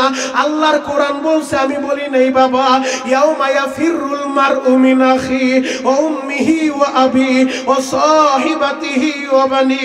যেদিন ভাই ভাইয়ের পরিচয় দিবে না, মা সন্তানের পরিচয় দিবে না, বাপ সন্তানের পরিচয় দিবে না, নেতা কর্মীর পরিচয় দিবে না, ওই দিন একজন দরদি পাবেন সিজদায় পড়ে উম্মতের জন্য কাঁদবে। এখনো পর্যন্ত সোনার মদিনায় সবুজ গম্বুজের নিচে শুইয়া এই উম্মতের জন্য কাঁদে গো বাবা। শেরপুরের বাইরা রে, পাগল যদি হইতে চাও ওই নবীর জন্য পাগল হও, আমার নবীরে ভালোবাসো, কলিজাটা দিয়া নবীরে মোহাব্বত করো, নবীরে ভালোবাসো। নবী কেমন ভাবে তার সাহাবীদেরকে ভালোবাসে, মা যেমন সন্তানের ভালোবাসে, নবী তার সাহাবীদেরকে এইভাবে ভালোবাসে, উম্মতের এইভাবে ভালোবাসে। যুবক রে জ্বলন্ত একটা প্রমাণ আমি দিব যাতে আপনাদের বুঝতে সহজ হয় আমার নবীর জন্য নবী তার সাহাবীদেরকে কতটা ভালোবাসছে, উম্মতের জন্য কতটা পাগল। আল্লাহর নবীর আদরের সাহাবী মুআজ ইবনে জাবাল, তাকে নবীজি ইয়ামানের গভর্নর বানায় দিয়েছে। ইয়ামানের গভর্নর বানাইয়া মুআজ ইবনে জাবালকে নবীজি উটের উপরে উঠাইছে। মুআজ ইবনে জাবাল ইয়ামানের গভর্নর, নবী তাকে বিদায় দিতেছে। কথা বলতে বলতে যেমনিভাবে মা সন্তানকে বিদায় দেয়, এই এলাকার যারা প্রবাসে থাকে দেখবেন ওই প্রবাসী ছেলেটারে মা বিদায় দিতে যায়, সন্তান ঢাকায় লেখাপড়া করে, মা বিদায় দিতে যায়, যেই গাড়ির ভিতরে সন্তান উঠে মা রাস্তায় দাঁড়ায় ওই গাড়িটার দিকে তাকায় থাকে, কাপড়ের আঁচল দিয়া চোখের পানিগুলা মুছতে থাকে। কথা বলা ঠিক? সন্তান যতই বলে মা গো তুমি বাড়ি চলে যাও, মা দুঃখিনী বাড়ি যায় না, মা দুঃখিনী গাড়ির দিকে তাকায় থাকে, কাপড়ের আঁচল দিয়া চোখের পানিগুলো মুছতে থাকে। ও আমার যুবক ভাইরা, দাড়ি পাকা বাবাজিরা, নবীজি তার সাহাবীরে এতটাই ভালোবাসে, নবীজি মুআজ ইবনে জাবালকে উটের উপরে উঠায়া দিছে। মুআজ ইবনে জাবাল ইয়ামানের গভর্নর, কথা বলতেছে কিভাবে তুমি বিচার ফয়সালা করবা, কিভাবে তুমি রাষ্ট্র চালাইবা। নবীজি তার সাথে কথা বলতেছে। মা যেমন সন্তানরে বুঝায়, সন্তান রে লেখাপড়া করতে ঢাকায় যাইবা, ও বাবা মানুষের হক নষ্ট করবা না, উস্তাদদের কথা শুনবা, সময় মতো খাবার খাইবা। মা যেমন সন্তানরে বুঝায় বুঝায় দেয়, নবী তার সাহাবীরে বুঝায় বুঝায় দিতেছে। যুবক রে, এই প্রবাসে যারা থাকে, প্রবাসী ভাইরা, ওরা যখন বাড়ি থেকে বিদায় নেয়, দেখবেন প্রবাসী সন্তানগুলারে বিদায় দিতে যায় বহুত মা কাপড়ের আঁচল দিয়া চোখ করে পানি মুছতে থাকে, বহুত বাবা সন্তানরে বিদায় দেওয়ার সময় চোখের পানিগুলো জড়াইতে থাকে। এই নামদাইলের একটা যুবক, আমি তো গত মাসেও মদিনা থেকে আসলাম, শাইখ ইলিয়াসুর রহমান জিহাদি এবং আমি শরীয়তপুরি, আমরা একসাথেই মদিনায় ছিলাম। বাবা মদিনার সফরে নবীর রওজাটা জিয়ারত কইরা যখন রওজা থেকে বের হইছি, হঠাৎ করে একটা যুবক আইসা নামদাইলে তার বাড়ি, বলে হুজুর আপনি একটু মায়ের জন্য দোয়া করবেন, বাবার জন্য দোয়া করবেন, এই প্রবাস জীবনটা বড় নিষ্ঠুর, এই প্রবাসে আইসা আমি আমার বাবার হারাইছি, বাবার জন্য একটু দোয়া করবেন। আমি জিজ্ঞেস করলাম তোমার বাবার কি হয়েছে? বলে হুজুর আমার বাবা যখন আমারে ঢাকা এয়ারপোর্টে বিদায় দিতে আসছে, আমার বাবা আমারে বিদায় দেয়, হাতটা নাড়ায় নাড়ায় বলে বাবা রে শেষবারের মতো আমি বাবারে দেখা যা, এরপরে প্রবাস থেকে আইসা হয়তো আমি আর বাবারে আর তুই পাবি না। ও আমার শেরপুরের যুবক রে, আজকে আপনাদের এই জায়গায় বয়ান করতে আসছি। এই এলাকার মাস্টার সাহেব, তার ছেলেটা আমাদের সাথে দেখা করলো। ওই যে সাদ্দাম পাশে বসা, সাদ্দাম বলে হুজুর তার বাবার বড় ইচ্ছা ছিল এই এলাকায় জিহাদি হুজুর আসবে, শরীয়তপুরি আসবে, বয়ান করবে। হুজুর আজকে জিহাদি হুজুর ঠিকই আইছে, শরীয়তপুরি ঠিকই আইছে, কিন্তু তার বাবাই বাইচা নাই, বাবা দেখে যেতে পারে নাই। অনেক ইচ্ছা তার ছিল জিহাদি হুজুরের বয়ানটা সামনে বইসা শুনবে, শরীয়তপুরির বয়ানটা সামনে বইসা শুনবে। ও আমার আশিকে রাসূল ভাইরা, ও আমার দাড়ি পাকা বাবাজিরা, ওই সন্তানের মনে কত ব্যথা জাননি। যখন আমাদের সাথে দেখা করতে গেছে, আমরা দেখলাম চোখের পানি টলমল করতেছে, কারণ বাবার কথাটা মনে পইরা গেছে রে ভাই। ও আমার দাড়ি পাকা বাবাজিরা, নান্দাইলের ওই প্রবাসী ভাই আমারে বলে শরীয়তপুরি ভাই, আমার বাবাই যখন এয়ারপোর্টে আমারে বিদায় দেয়, হাতটা নারায়ণ নারায়ণ বলতেছিল বাবারে, এরপরে বাংলাদেশে আইসা হয়তো আমি বাবারে আর পাবি না পাবি না। হুজুর এই প্রবাসে আসার 2 মাসের মাথায় হঠাৎ করে আমার কাছে টেলিফোন আইছে, আমার বাবা দুনিয়ায় নাই গো, আমার বাবা দুনিয়া থেকে বিদায় নিছে। হুজুর বৈধ কাগজপত্র পাই নাই, ঋণের বোঝা মাথায় লইয়া এই প্রবাসের বাড়িতে আইছি, আমি আমার বাবারে শেষ মাটিটা দিতে পারি নাই। হুজুর আমার বাবার জন্য একটু আপনি দোয়া করবেন। ও যুবক, যাদের বাবা নাই তারা বুঝে বাবা হারানোর কি ব্যথা। ওই যে মঞ্চে বসে আছে জাহাঙ্গীর ভাই, ওই জামালপুর বক্সিগঞ্জ থেকে আসছে বাবা। এই মাসের 3 তারিখে আমি জামালপুর বক্সিগঞ্জ নীলখিয়া ইউনিয়নে দিকপাড়া হামিদ সুন্নাহ মাদ্রাসায় গেছিলাম। ওই সেক্রেটারি সাহেব জাহাঙ্গীর ভাই আজকে আমার 1000 টাকা মুসাফা করে দেয় আর দোয়া চায়। তার সাথে কয়েকজন ভাই চলে আসছে, বলে হুজুর সংবাদ পাইছে আপনি এখানে আসবেন, আমরাও ছুটে আসি। ওই জাহাঙ্গীরের মাও নাই বাবাও নাই, বুকটা ফাড়িয়া দেখো মা বাবার জন্য কত ব্যথা রে ভাই। আমি যখন ওই দিকপাড়া মাদ্রাসায় এই মাসের 3 তারিখে বয়ান করতে গেলাম, হাফেজ সাহেব মাদ্রাসার মুতামিম সাহেব মাইক্রোফোনে এক একজন হাফেজের নাম বলে, 9 জন হাফেজরা আমি পাগড়ি পরাইছি, তাদের বাবাদেরকেও পুরস্কার দিছি। বাবা এই কথাটা কেন বলতেছি, তোমাদের যাদের বাবা আছে তোমরা বুঝবা না রে ভাই, তোমাদের যাদের মা আছে হয়তো তোমরা বুঝবা না, যার মা নাই বাবা নাই তার বুকটা ফাড়িয়া দেখো, এই বুকের ভিতরে মার জন্য কত ব্যথা, বাবার জন্য কত ব্যথা। হাফেজ সাহেব এক একজনের নাম বলতেছে, আমি পাগড়ি পরায় দিতেছিলাম, বাবাদের নাম বলে, বাবারা সামনে এসে পুরস্কারটা নিয়ে যায়। 9 নাম্বার যে হাফেজের নামটা বলছে, আমি যখন ওরে পাগড়ি পরাইতেছিলাম দেখি ওর চোখ বেয়ে বেয়ে শুধু পানি ঝরে। আমি 2-2.5 ঘন্টা বয়ান করছি, পুরাটা সময় ছেলেটা বসে বসে কাঁদছে। আমি বললাম বললাম বাবারে তুমি কেন কাঁদো? মুহতামি মেলান করে ওর পুরস্কারটা কে নিবে? ওর তো বাবা দুনিয়ায় বাইচা নাই, ওর চাচারা কেউ আসেনি, কেউ ওর পুরস্কারটা নিতে আসে নাই বাবা। ওই ছেলেটা আমারে বলে হুজুর 2 বছর আগে আমি আমার বাবা হারায় ফেলছি, আজকে আপনি আমারে পাগড়ি পরাইবেন। সবার বাবারা তাকায় তাকায় দেখলো, হাজার হাজার মানুষের সামনে মাদ্রাসা থেকে আমারে পাগড়ি দেওয়া হইল, বাবাদের পুরস্কার দেওয়া হইল। আমি হতভাগা, আমার বাবাই দেখতে পারলো না। হুজুর বাবার জন্য একটু দোয়া কইরেন। যুবক রে, আমার নবী তার সাহাবীদেরকে উম্মতের মায়ের মতো ভালোবাসা দেয়, বাবার মতো ভালোবাসা দেয়। উম্মতের দরদি নবী মুআজ ইবনে জাবালকে উটের উপরে উঠাইয়া বিদায় দিতেছে। ইয়ামানের গভর্নর মুআজ ইবনে জাবাল উটের উপরে উঠা গেছে। নবী আমার নিচে হাইটা হাইটা কথা বলে, উট আগাইতেছে, নবীও আগাইতেছে। কথা বলতে বলতে একটা পর্যায়ে বাপ মদিনা সাইরা মদিনার বাইরে চলে গেছে। মরুভূমির মাঝখান দিয়া ইয়ামানের দিকে বিদায় দেয় মুআজ ইবনে জাবালকে। মা যেমন সন্তানের বিদায় দেয়, উম্মতের দরদি নবী আমার মরুভূমির মাঝখানে দাঁড়াইয়া মুআজের দিকে তাকায় বলে, মুআজ রে, আমি নবীরে দেখা যাও রে মুআজ, এরপরে তুমি মদিনায় আইবা। হয়তো মদিনায় আইসা তখন আমি নবীরে আর পাইবা না, আমি নবীরে পাইবা না। মুআজ রে, আমারে শেষবারের মতো ভালোভাবে দেখা যাও। এই কথাটা যখন নবীজি বলছে, মুআজ ইবনে জাবাল মরুভূমির মাঝখানে উটের পিঠে চড়িয়া গাট্টা ঘুরে আমার নবীর দিকে তাকাইছে। বাবা আমার নবীর দিকে তাকায় দেখে নবী আমার কান্দে গো বাবা। নবীর চোখের পানি দেখা মুআজ ইবনে জাবাল আর সহ্য করতে পারে নাই। উটের উপর থেকে গড়াইয়া গড়াইয়া ওই মরুভূমির বালুর ভিতরে পইরা গেছে। বালু মাখা জামাটা নিয়া, বালু মাখা শরীরটা নিয়া পাগলের মতো একটা দৌড় মাইরা আমার নবীর জোড়া ধরছে। মুআজ কান্দে আর বলে, নবী গো, আপনারে ছাড়া আমি কেমনে থাকবো গো নবী? আপনি থাকবেন মদিনায়, আমি থাকবো ইয়ামানে। নবীজি, আপনারে ছাড়া আমি থাকতে পারবো না, আপনারে ছাড়া আমি বাঁচবো না।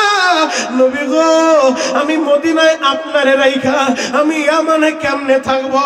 আমার নবী বলে, মুআজ রে, যদিও আমি থাকবো মদিনায়, তুমি থাকবা ইয়ামানে, তবে তুমি আমার কাছ থেকে দূরে না, দূরে না, তুমি আমার কাছাকাছি। মান হাব্বা সুন্নতি ফাকাদ হাব্বানি। আপনার আমার বাড়ি বাংলাদেশে, মদিনা থেকে 6500 কিলোমিটার দূরে। ও আমার আশিকে রাসূল ভাইরা রে, মনে ব্যথা আসতে পারে। শরীয়তপুরি ভাই, আমি হতভাগা, নবীর ইন্তেকালের 1500 বছর পরে আমার জন্ম হইছে। মদিনা থেকে 6500 কিলোমিটার দূরে আমার বাড়ি বাংলাদেশে। যদি বাড়ি আমার মদিনায় হইতো, আমি নবীর কদমে কদমে চইলা, আবু বকর যেমনি ভাবে নবীর কদমে কদমে চইলা, নবীর রওজার পাশে শুয়ে রইছে, নবীর পাশে ঘুমায় রইছে।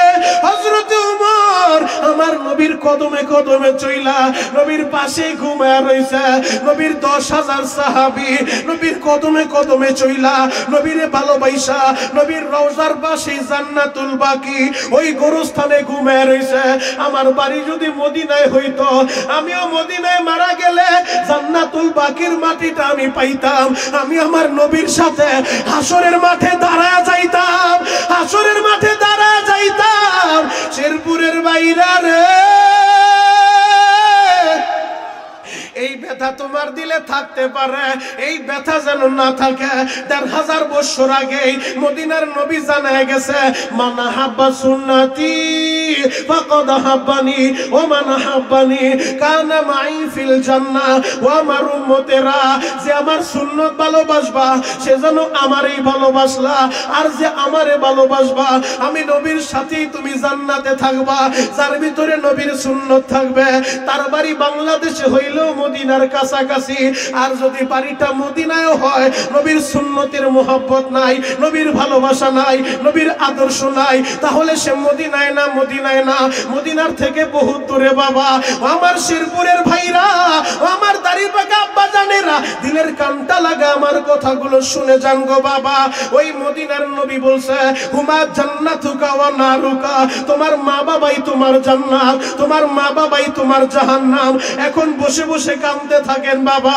আমি জানি না কার মা বাইচা নাই, আমি জানি না কার বাবা বাইচা নাই। ও আমার যুবক ভাইরা রে, আজকের মাহফিলের প্রধান বক্তা শাইখ ইলিয়াসুর রহমান জিহাদি সারা বাংলাদেশে ঘুরে, দেশের বিভিন্ন রাষ্ট্রে, দেশের বাহিরে যায় বয়ান করে। সেই জায়গায় যায় মায়ের কথা বইলা চোখের পানি জড়ায় রে বাবা। সারা দুনিয়া ঘুরলেও মার মতো একটা দরদি এ পৃথিবীর কোথাও মিলবে না, মিলবে না। এই ময়দানে তোমরা যারা ওই মায়ের হারায় ফেলছো, তোমরা যারা বাবা হারায় ফেলছো, এখন বসে বসে কাঁদতে থাকো, চোখের পানি ঝরাইয়া আমার আল্লাহরে যদি ডাকার মতো ডাক দিতে পারো, ও দয়ার আল্লাহ আমার মায়েরে মাফ করে দাও, আমার বাবারে মাফ করে দাও। সন্তানের চোখের পানি আমার আল্লাহ ফিরায় দিব না, দিব না রে ভাই। ও আমার যুবক ভাইরা, দাড়ি পাকা আব্বা জানেরা, সবাই হাত দুইটা উপরের দিকে উঠাইয়া আমার আল্লাহরে একটা ডাক দেন তো আল্লাহ। এই হাত দুইটা টান টান করে ডাক দেন না আল্লাহ। আরো জোরে ডাক দেন, ডাক দেন, ডাক দেন, ডাক দেন। গলা ফাটা চিৎকার মাইরা ডাক দাও যুবক, আল্লাহ। কি যে উপায় হবে আমার মরণে, কি যে উপায় হবে আমার কবরে, ও দয়ার আল্লাহ। এই শেরপুরের দিকে তাকায় দেখো, লক্ষ্মণপুর চৌসরের দিকে তাকায় দেখো, তোমার পাগল গোলা তোমার আল্লাহ বলে ডাক দিছে রে আল্লাহ। এদেরকে ফিরায় দিও না, তারায় দিও না আল্লাহ, এদেরকে তুমি মাফ করে দাও, এদের মা বাবারে মাফ কইরা দাও। আজকের মাহফিলের প্রধান বক্তা শাইখ ইলিয়াসুর রহমান জিহাদির মায়েরে মাফ করে দাও। আজকের মাহফিলের প্রধান অতিথি আমার সাইফুল ভাইরে কবুল কইরা নাও। আজকের মাহফিলের সভাপতি সাহেবের মা বাবারে মাফ করে দাও আল্লাহ। যেই মাস্টার সাহেব বড় আশা ছিল মাহফিল হবে, জিহাদি আসবে, বয়ান শুনবে, আজকে মাস্টার কবরে চুইলা গেছে। মালিক রে, ওই মাস্টার সাহেবের কবরটা জান্নাতের বাগান বানায় দাও। ও দয়ার আল্লাহ, তুমি ফিরা দিও না, তারা দিও না।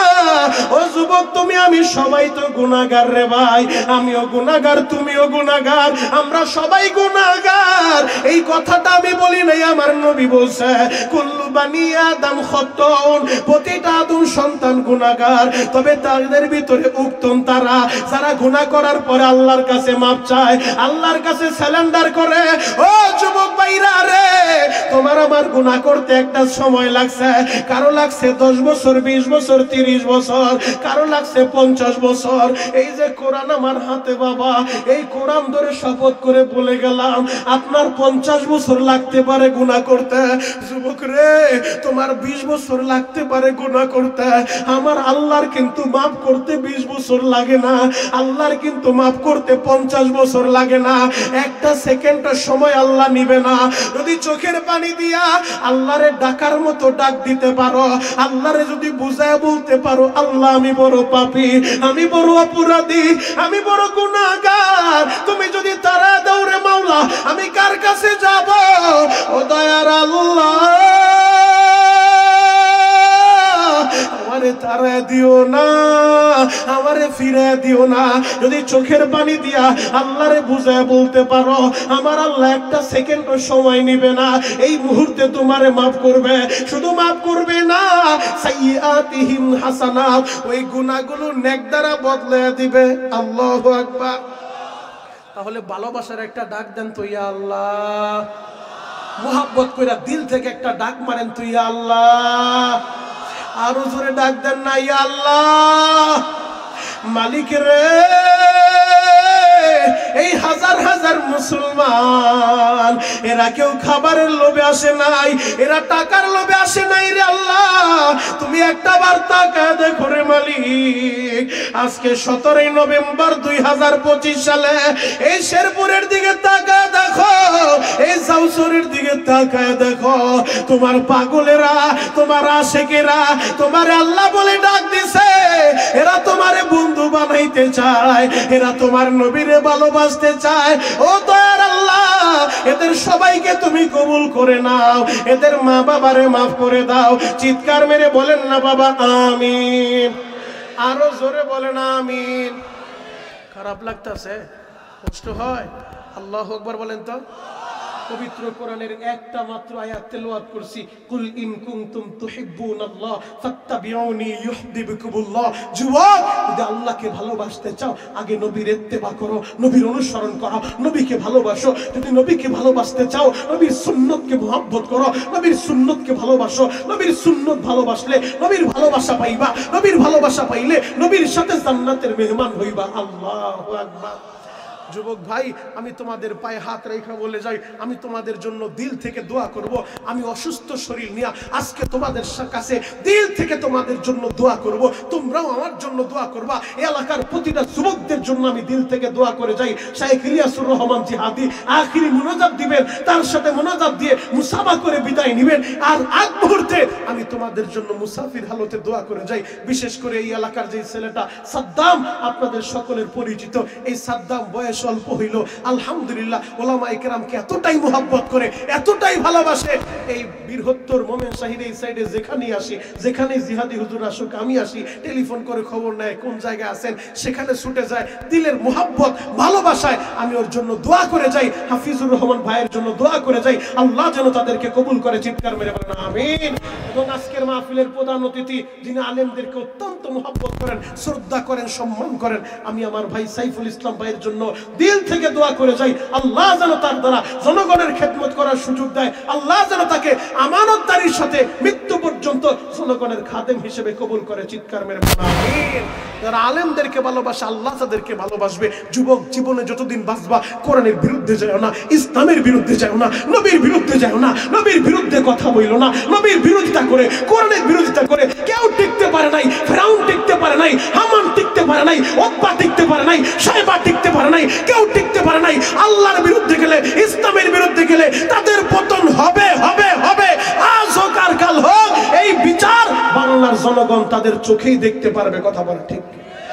এজন্য যত বড় ক্ষমতা আল্লাহ তোমারে দেন, কখনো অহংকারী হওয়া যাবে না, জালেম হওয়া যাবে না। কারণ জালেমের সাথে আমার আল্লাহর রহমত নাই, জালেমের জন্য জাহান্নামের আগুন অপেক্ষা করে। কথা বলে ঠিক কিনা? এজন্য আমরা সবাই জীবনে যতদিন বাঁচবো একমাত্র আল্লাহকে ভালোবাসবো, নবীকে ভালোবাসবো। কেন নবীকে ভালোবাসবো না? নবী তোমার জন্য পাগল, কেন তুমি নবীর জন্য পাগল হইবা না? ময়দানে মাহশারে তো তোমার নেতারে তুমি পাইবা না, ময়দানে মাহশারে তোমার ভাইরে তুমি পাইবা না, ওই দিন নবীরে পাইবা। এদিন সবাই বলতে থাকবে ইয়া রাব নাফসি নাফসি, আল্লাহ আমারে বাঁচাও, আমারে বাঁচাও, আমি বাঁচতে চাই।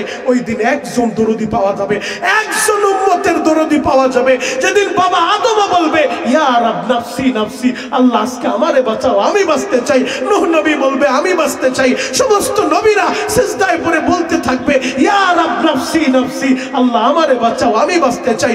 একজন দরদি সিজদায় পড়ে বলবে রব্বি হাবলি উম্মতি উম্মতি উম্মতি, আল্লাহ আজকের এই কঠিন বিপদের দিনে আমার উম্মত করে দেন। আল্লাহু আকবার।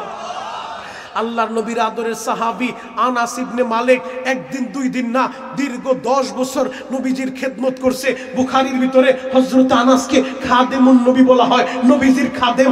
এত সাহাবীদের মধ্য থেকে আনাস ইবনে মালিকের লকব হলো খাদেমুন নবী, নবীর খাদেম। একজন একদিন দুই দিন খেদমত করে নাই, টানা 10 বছর আনাস ইবনে মালিক আমার নবীর খেদমত করছে। এই আনাসের মা ছোট্টবেলা আমার নবী যখন হিজরত কইরা মদিনায় গেছে, আনাসকে কোলে কইরা নবীর কাছে নিয়ে আইছে। আনাসের মা ঈশা চোখের পানি ঝরায়, ইয়া রাসূলুল্লাহ, ইয়া হাবিবাল্লাহ, নবীজি আজকে সবাই আপনি হিজরত কইরা মদিনায় আসার পরে সবাই আপনারে হাদিয়া দেয়, বাড়িঘর ছাইরা দেয়, যার যেমন এবিলিটি আছে আপনারে হাদিয়া দিতেছে। আমি কি হাদিয়া দিব? নবী গো, আমার কলিজার টুকরা সন্তান আনাসকে আপনার দরবারে হাদিয়া দিয়া দিলাম। আল্লাহু আকবার। আমার নবী বলে আমি আনাসরে দিয়া কি করব? আনাসের মা বলে নবী যে আমারে ফিরে দিবেন না, আমি গরিব মানুষ, আমার কিছু নাই, এজন্য আমার ছেলেটারে দিয়া গেলাম। নবী গো, যদিও আমার আনাস ছোট গো নবী, তেমন কোন কাজ আপনার করতে পারবে না, তবে আপনি নবী যখন ওযু করবেন আপনার ওযুর পানিটা গায়ে দিতে পারবে। আপনি নবী যখন ওযু করতে যাবেন আপনার মেসওয়াকটা আগায় দিবে, আপনার গামছাটা আগায় দিবে। নবীজি আমি মা হিসেবে আমার কলিজার টুকরা ছেলে আনাস রে আপনার দরবারে দিয়া গেলাম গো নবী, আপনি আমারে ফিরে দিয়েন না। আমার নবীর দরবারে আনাসকে দিয়ে আসলেন। আনাস ইবনে মালিক টানা 10 বছর আমার নবীর খেদমত কইরা 10 বছরের মাথায় আনাস বলে নবী গো বেয়াদবি নিয়েন না গো নবী, আজকে আপনার কাছে একটা জিনিস আমি চাইবো, আপনি আমারে দিবেননি। আমার নবী বললেন আনাস তুমি কি চাইবা বলো, আমি তোমারে দিব। আনাস ইবনে মালিক নবীর সামনে বইসা বলে নবীজি আমি একটা জিনিস চাই গো নবী। ওই ময়দানে মাশারে মানুষগুলা যখন বিপদে পড়ে যাবে, আসমানের সূর্যটা মাথার কাছাকাছি চলে আসবে, মানুষগুলা দাঁড়ায় থাকতে থাকতে পাগলের মতো হয়ে যাবে। 50,000 বছর দাঁড়ায় থাকা লাগবে।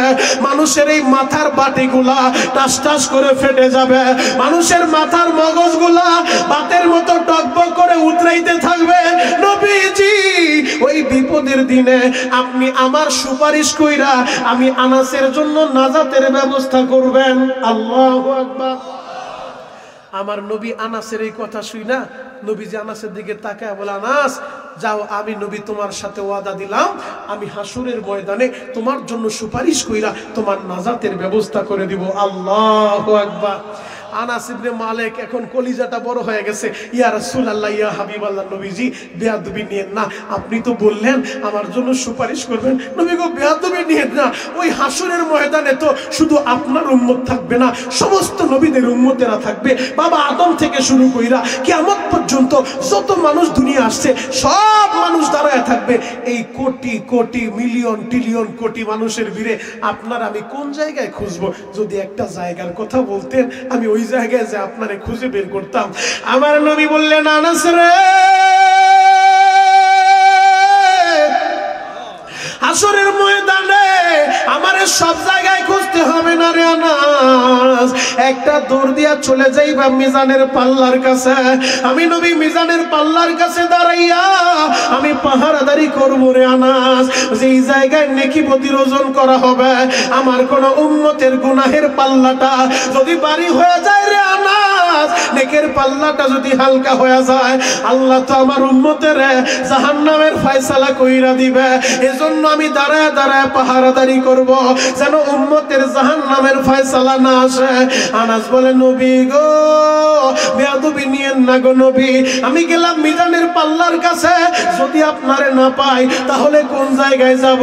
আমার নবী বলে আনাস রে মিজানের পাল্লার কাছে আমারে পাইবা, যদি না পাও রে আনাস একটা দুর্মাইরা চলে যাইবা পুলসিরাতের কিনারায়, যেই পুলসিরাতের পুলটা চুলের চাইতো চিকন হবে রে আনাস। ওই পুলটা পাড়ি দিতে যাইয়া অনেক মানুষের পা গুলা কাটিয়া কাটিয়া জাহান্নামে পড়ে যাবে। আনাস রে আমি নবী এই জন্য পুলসিরাতের কিনারায় দাঁড়াইয়া পাহারাদারি করতে থাকবো, একটা উম্মত যেন জাহান্নামে পইরা না যায়। আমি দাঁড়ায় দাঁড়ায় বলবো উম্মত পার হইতে থাকো পুলসিরাতের পুলটা। আমি নবী দাঁড়ায় আছি, আমি পাহারাদারি করব। ও আনাস ওই পুলসিরাতের কিনারায় আমারে পায়া যাইবা। আনাস বলে নবী গো বেয়াদবি নিয়েন না গো নবী, আমি গেলাম পুলসিরাতের কিনারায়, যদি আপনারে না পাই গো নবী তাহলে আমি কোথায় যাব?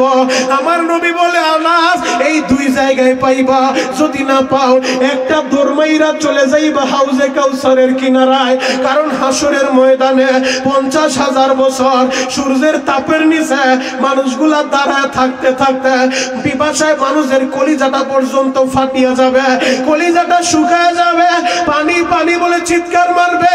ও আনাস আমি একটা দরমাইরা ওই হাউজে কাউসারের কিনারায় যাইয়া গ্লাস বইরা বইরা হাউজে কাউসারের পানি উঠাইয়া আমার উম্মতের পান করাইতে থাকবো। আনাস রে আমি নবী নিজের হাতে আমার যে উম্মতের হাউজে কাউসার পান করে দিব তারা আর কখনো পিপাসা লাগবে না, 50,000 বছরের ভিতরে আর পানির পিপাসা লাগবে না রে আনাস। আনাস বলে নবী গো বেয়াদবি নিয়েন না, আমি গেলাম হাউজে কাউসারের কিনারায়, যদি ওই জায়গায় না পাই তাহলে কোথায় যাব? আমার নবী বলে আনাস রে এই 3 জায়গায় আমারে পাইবা। আমি যখন দাঁড়ায়া দাঁড়ায়া মিজানের পাল্লার কাছে পাহারাদারি করতে থাকবো, হঠাৎ যখন মনে পড়ে যাবে না জানি কোন উম্মতটা আবার পুলসিরাতটা পাড়ি দিতে যায় জাহান্নামে পইরা যায়, এই কথাটা মনে পড়লে একটা দৌড়মাইরা আবার পুলসিরাতের কিনারায় চইলা যাব। ওই জায়গায় পাহারাদারি করতে করতে আবার যখন মনে পড়ে যাবে না জানি আমার কোন উম্মতটা পানি পানি বলে চিৎকার মারতেছে, পানির জন্য জিহ্বাটা বের হয়ে গেছে, কলিজা শুকিয়ে গেছে, আনাস রে এই কথাটা মনে হলে একটা দুর্মাইরা আবার হাউজে কাউসারের কিনারায় যাইয়া আবার গ্লাস ভরে ভরে পানিগুলা পান করাইতে থাকবো। এই 3 জায়গায় আমি থাকবো। ও যুবক, কেন নবীর জন্য পাগল হইবা না? নবী উম্মতের জন্য কত পাগল। ময়দানে মাহশারে সন্তানের জন্য কাঁদে না, সন্তানের জন্য পাগল হবে না। ময়দানে মাহশারে মেয়ের জন্য পাগল হবে না, বিবিদের জন্য পাগল হবে না। সিজদায় পইরা উম্মতের জন্য কাঁদতে থাকবে, উম্মতের মুক্তির লাইগা। কখনো মিজানের পাল্লায়, কখনো পুলসিরাতের কিনারায়, কখনো হাউজে কাউসারের কিনারায়, আবার একটা দৌড় দিয়া জাহান্নামের গেটে যায় জাহান্নামের দারোয়ান মালিক ফেরেশতাকে বলে আসবে, মালিক রে যদি তোমার এই গেটের ভিতরে আমার কোন উম্মতের হাতে পায়ে শিকল লাগাইয়া ফেরেশতারা নিয়ে আসে, ও মালিক গেটটা খুইলা দিও না, আমি নবীরে না জানাইয়া জাহান্নামে ঢুকায়ও না। ও শেরপুরের বাইরা রে, কেনই নবীরে ভালোবাসবা না? আজকের এই ময়দানে ওয়াদা করে যাইবা জীবনে যতদিন বাঁচবো নবীরে ভালোবাসবো। কারা কারা রাজি আছেন? হাত দুইটা আল্লাহকে দেখায় দেন, জোরে একটা ডাক দেন তো ইয়া আল্লাহ।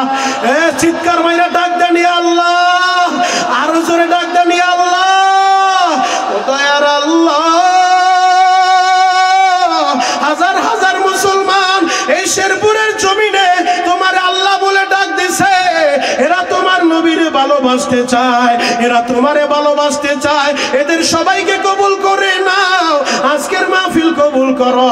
চিৎকার মেরে বলেন আমিন। নারে তাকবীর, নারে তাকবীর।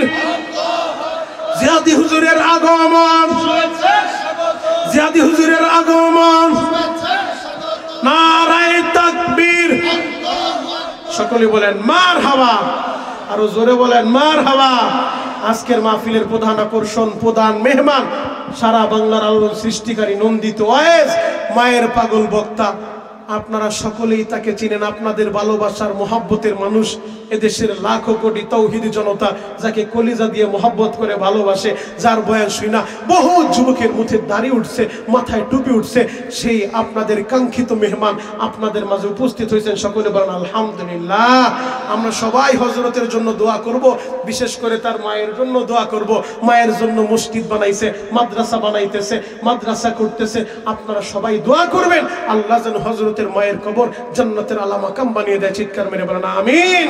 এবং বিশেষ করে আজকের মাহফিলের সভাপতি, প্রধান অতিথি ভাইদের জন্য আমি দিল থেকে হুজুরের কাছে দোয়া চাই, এবং এই মসজিদ মাদ্রাসার কমিটির ভাইদের জন্য দোয়া চাই, মাদ্রাসার মুহতামিম সাহেবের জন্য দোয়া চাই, আয়োজক কমিটি, সভাপতি, সেক্রেটারি, ক্যাশিয়ার ভাইরা, সবার জন্য আপনারা দোয়া করবেন। আমিও মুসাফির হালতে দোয়া করে যাই, আল্লাহ যেন এদের এই মেহনতকে দ্বীনের জন্য, ইসলামের জন্য কবুল করে, এদেরকে হযরত ওমরের মতো আল্লাহ কবুল করে। চিৎকার মেরে বলেন আমিন। সর্বশেষ যেই বাসায় খাবার খাইছি হাফিজুর রহমান সাহেব, তাদের জন্য দোয়া চাই, দিল থেকে তাদের মা বাবার জন্য দোয়া করি, সন্তানদের জন্য দোয়া করি, এবং আমার মুহাব্বতের সাদ্দামের জন্য, শামীমের জন্য আমি দিল থেকে হুজুরের কাছে দোয়া চাই, আল্লাহ যেন ওদেরকেও হযরত ওমরের মতো কবুল করে। সাইফুল ইসলাম ভাই আজকের মাহফিলের প্রধান অতিথি, হুজুরে তার জন্য দিল থেকে দোয়া করবেন। আল্লাহ পাক রব্বুল আলামিন সাইফুল ভাইকেও ইসলামের জন্য কবুল করেন। এক চিৎকার মেরে বলেন আমিন। নাসরুম মিনাল্লাহি ওয়া ফাতহুন করিব ওয়া বাশশিরিল মুমিনিন। আসসালামু আলাইকুম ওয়া রাহমাতুল্লাহি ওয়া বারাকাতুহু। নারে তাকবীর, নারে তাকবীর। প্রধান অতিথির আগমন, প্রধান বক্তার আগমন, জিয়াদি হুজুরের আগমন। আলহামদুলিল্লাহ সুম্মা আলহামদুলিল্লাহ অত্যন্ত গুরুত্ব সহকারে কোরআন এবং হাদিসের আলোকে আলোচনা পেশ করতেছিলেন আমাদের আজকের মাহফিলের সম্মানিত বক্তা আলোচক মুফতি মনিরুল ইসলাম শরীয়তপুর সাহেব মোহতারাম হাজির। এই পর্যায়ে আপনাদের সামনে সংক্ষিপ্ত আকারে বক্তব্য পেশ করবেন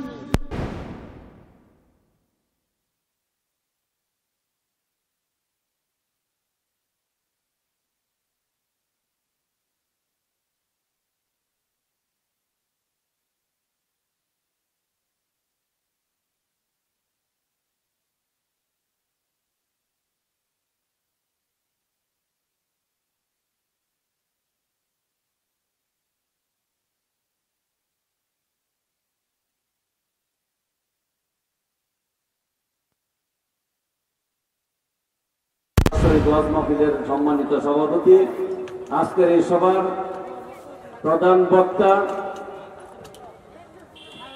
আন্তর্জাতিক খ্যাতি সম্পন্ন বক্তা মুফাসসিরে কোরআন মুফতি ইলিয়াসুর রহমান জিয়াদি সাহেব, উপস্থিত অন্যান্য ওলামায়ে কেরামগণ, উপস্থিত মুসল্লিয়ান, সবার প্রতি সালাম, আসসালামু আলাইকুম ওয়া রাহমাতুল্লাহি ওয়া বারাকাতুহু। আসলে মূলত আমরা এই মাদ্রাসার উদ্যোগে প্রতি বছর ওয়াজ মাহফিল হয়ে থাকে। আমরা বড় বড় আলেম